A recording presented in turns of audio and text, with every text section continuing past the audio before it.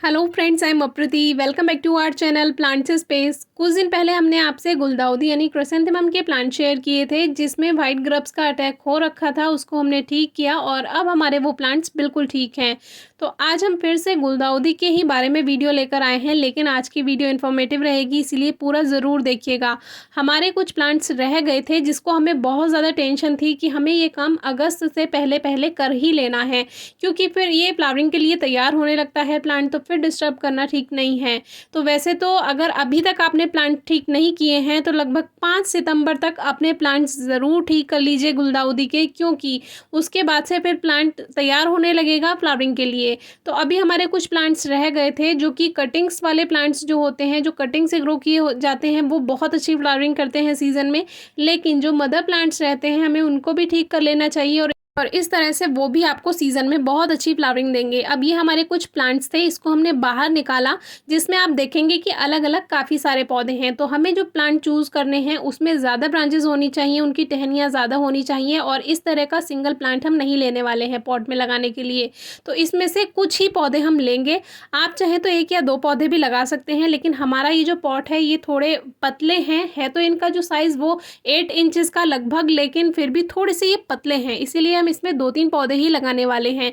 तो इसके लिए हम वो पौधे ले लेते हैं जिसमें ज़्यादा ब्रांचेस हैं। तो प्लांट्स हमने सेलेक्ट कर लिए हैं और अब इनको कटिंग कर देंगे। और एक बात का इसमें सबसे ज़्यादा ध्यान रखना है, ये जो प्लांट्स हैं ये वही प्लांट्स होते हैं जो जनवरी फरवरी के बाद बेबी प्लांट्स बने थे, और बेबी प्लांट से ये अब अगस्त तक आते आते काफ़ी मैच्योर हो जाते हैं और इनमें भी अंदर ही अंदर शूट्स रहती हैं। लेकिन उन शूट्स को हमें तोड़ देना चाहिए, क्योंकि फिर उनसे नया पौधा बनने लगता है और प्लांट अपनी सारी एनर्जी उस नई शूट में ग्रोथ करने में वेस्ट कर देता है। जैसे कि इस तरह से ये एक के बाद एक नए पौधे इसमें से बनते जाएंगे और इसमें पोषण यानी जो इसका जितना भी न्यूट्रिएंट्स हैं वो बट जाएंगे और मेन पौधे को नहीं लग पाएंगे।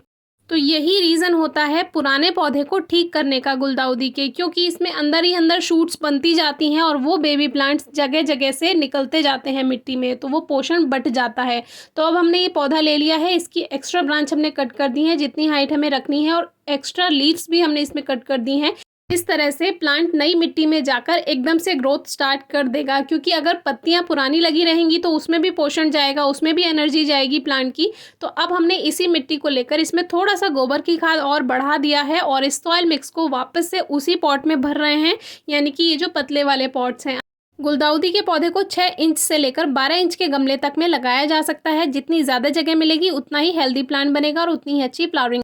अब पॉट में मिक्सचर भरने के बाद एक लेयर हमने काउडंग यानी गोबर की खाद की बना दी है, जिससे जब रूट्स फैलना शुरू होंगी तो उन्हें अंदर मिट्टी में एक लेयर गोबर की खाद की मिल जाएगी, तो और अच्छी प्लांट्स में ग्रोथ होती है।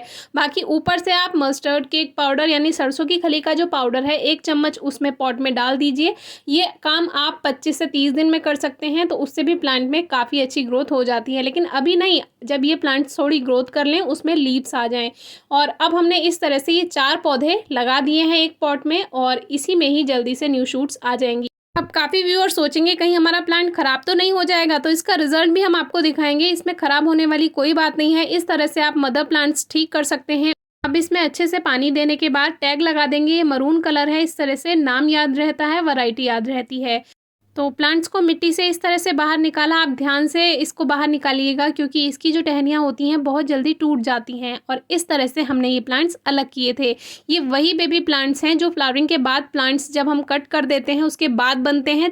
आप चाहें तो तब उन बेबी प्लांट्स को अलग करके आप नए पौधे भी बना सकते हैं। हमने तब अलग नहीं किया था, अब अलग कर दिया। तो अभी हमारे कुछ और प्लांट्स हैं जो कि जब वाइट ग्रब्स निकले थे मिट्टी में तब हमने इनको अलग किया था। कुछ कटिंग्स लगा दी थी और कुछ पौधे लगा दिए थे वैसे ही, और इन सभी में देखिए शूट्स आ चुकी हैं। तो इससे पहले फ्लावरिंग के लिए प्लांट तैयार हो, अपने प्लांट्स पहले से ही ठीक कर लीजिए।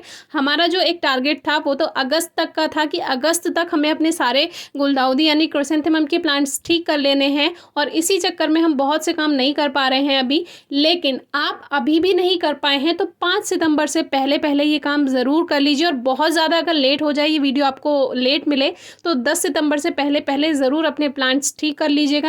और एक सबसे ज़रूरी बात, जब भी आप कोई भी प्लांट ठीक करते हैं, रिपोर्ट करते हैं, चाहे उसकी रूट्स डिस्टर्ब की हैं चाहे नहीं की हैं, उसको 2 से 4 दिन आप धूप में ना रखें, उसको छायादार जगह पर रखें, तो प्लांट स्ट्रेस में नहीं जाता है और उसमें ग्रोथ जल्दी स्टार्ट होती है। कोई क्वेरी हो तो ज़रूर पूछिएगा।